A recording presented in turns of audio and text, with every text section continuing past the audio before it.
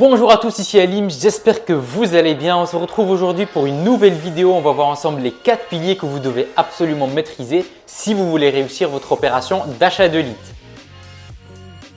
Le premier levier à prendre en compte, c'est le choix de votre canal d'acquisition. Quand je parle de canal d'acquisition, ça peut être du Google, ça peut être du Meta, ça peut être du native. Quand vous vous adressez à une entreprise qui va vous fournir du lead, aujourd'hui, il est très important de savoir sur quel type de plateforme les leads y sont collectés. Est-ce que l'agence travaille sur Google en search? Même si l'agence vous dit qu'elle travaille sur Google, il y a différentes façons de faire de la publicité. Vous avez du search, vous avez du discovery qui s'appelle aujourd'hui Demand Gen, vous avez de la PMax, vous avez du display, vous avez de la vidéo sur YouTube. Donc, il y a différentes méthodes pour faire du lead. Et vous avez aussi du Meta qui s'appelait auparavant Facebook Ads. Vous avez des entreprises qui vont faire du native ads sur Taboola, Outbrain. C'est une acquisition qui est faite sur des bannières publicitaires. Bref, sans rentrer dans les détails. Donc, vous devez trouver en fait, faire le choix au niveau de votre canal de collecte. Il faut que ça matche bien avec le produit que vous proposez. Je vous donne un exemple. Si aujourd'hui vous travaillez, vous avez une entreprise, votre entreprise elle est spécialisée dans la pose de fenêtre, dans le changement de fenêtre, il vaut mieux trouver un fournisseur de leads qui va collecter des leads qui sont intentionnistes sur Google Ads. Si c'est des leads intentionnistes, ça va être du search, plutôt que de vous adresser à un fournisseur de leads qui est spécialisé sur Meta ou… Parce qu'en fait, les deux approches sont totalement différentes. Forcément, sur du search, vous aurez des leads qui sont intentionnistes, qui seront de meilleure qualité que des leads en fait qui ont été collectés sur Meta sous forme de bannière publicitaire. Parce que le lead qui est intentionniste, il va simplement faire une recherche sur Google. Il va taper par exemple devis changement de fenêtre ou devis installation de fenêtre ou devis en cherchant des entreprises locales pour faire une estimation sur son projet de fenêtre. Alors que sur Meta ou sur d'autres plateformes publicitaires, ça va être totalement différent. On va créer le besoin chez le prospect. Donc le prospect, il peut voir la publicité, il peut se dire oui, pourquoi pas, mais il n'a pas de réel projet. Alors que sur un lead qui est intentionniste sur Google, quelqu'un qui fait une recherche, s'il a fait la recherche, c'est qu'il a un réel projet et si ça se trouve, le projet il est immédiat. Donc vous n'avez pas le même degré de maturité sur les deux profils. Donc sur Google, sur du search, vous avez un lead qui a un réel projet.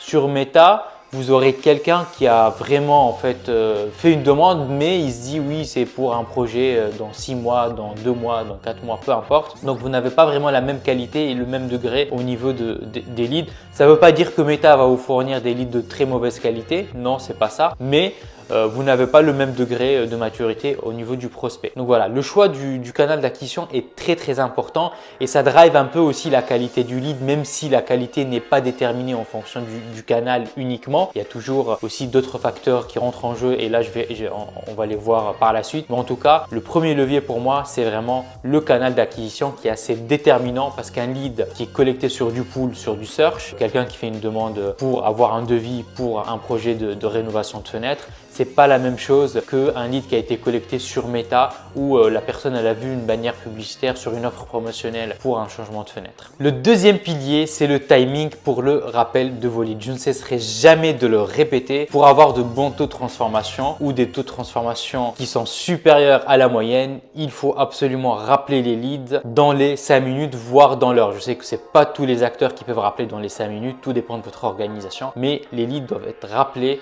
dans l'heure parce qu'en fait, quelqu'un qui est intentionniste peut facilement faire une autre demande ailleurs et si votre concurrent est plus réactif que vous, en fait, il aura déjà pris rendez-vous avec le lead que vous allez rappeler le lendemain. Donc du coup, le deal sera pour votre concurrent. Donc vous devez absolument faire en sorte de trouver un fournisseur de leads qui est capable techniquement de vous livrer des leads de façon instantanée, voire pourquoi pas vous notifier vous ou quelqu'un de votre équipe commerciale qui fait les rappels à la réception de chaque lead. Nous, par exemple, ce qu'on fait, les clients avec qui on travaille, en fait, on les notifie à la réception de chaque lead pour qu'ils puissent directement attaquer le lead dès qu'il arrive. Forcément, c'est de la livraison en instantané. Dès que le lead arrive, ils reçoivent un SMS avec un lien qui les renvoie vers le CRM pour attaquer le lead directement. Le troisième pilier, c'est vraiment votre force commerciale. Vous devez avoir la bonne équipe pour rappeler les leads. Quand vous recevez des leads, vous devez vraiment soit mettre en place des téléprospecteurs qui vont rappeler les leads qui ont l'habitude de le faire,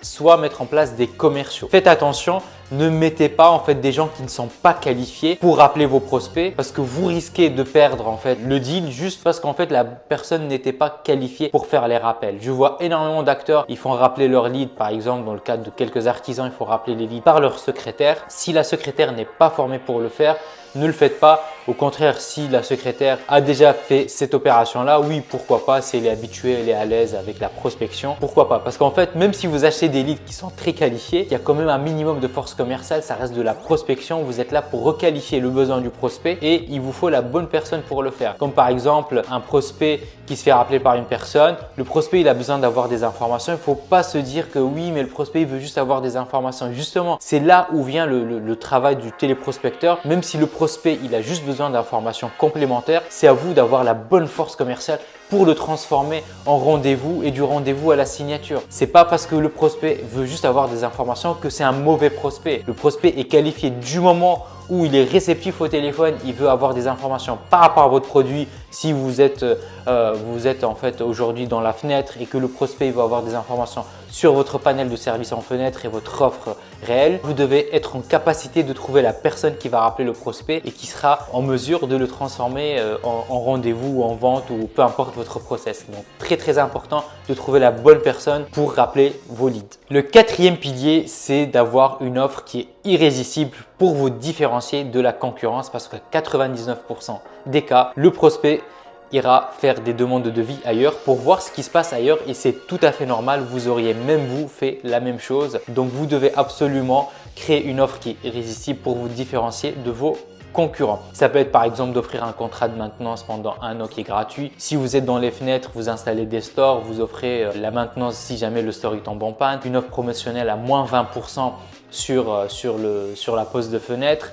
Ça peut être énormément de choses que vous pouvez construire. Vous connaissez mieux que moi votre industrie. Vous pouvez mettre aussi en avant l'humain, le fait que vous êtes une entreprise à taille humaine et que quoi qu'il arrive, si le prospect il a un souci, il peut appeler, il a directement un seul interlocuteur et il peut répondre à toutes ces interrogations. Si jamais il y a un souci, vous pouvez envoyer un membre de votre équipe pour étudier la chose chez le prospect. Donc, il n'y a pas que l'aspect financier pour créer une offre irrésistible, il y a aussi la partie humaine que cherchent énormément de prospects. Généralement, les prospects cherchent vraiment des entreprises humaines qui sont proches de leurs clients. C'est très rassurant aujourd'hui et rien que si vous mettez en avant tout cet aspect-là, vous allez simplement vous différencier de vos concurrents. Pour récapituler un peu les 4 leviers qu'on vient de voir. Donc, le premier, c'est le choix de votre canal d'acquisition. Le deuxième, c'est le timing de votre appel. Le troisième, c'est votre force commerciale. Le quatrième, c'est la construction de votre offre. Honnêtement et en toute transparence, si ces 4 leviers ils sont respectés, il n'y a aucune raison d'avoir de mauvais résultats sur vos opérations d'achat de leads. On arrive sur la fin de la vidéo, donc j'espère que ces 4 piliers vont vous permettre d'améliorer vos différents process de prospection. Quant à moi, je vous souhaite une excellente prospection et je vous dis à bientôt. Allez, ciao!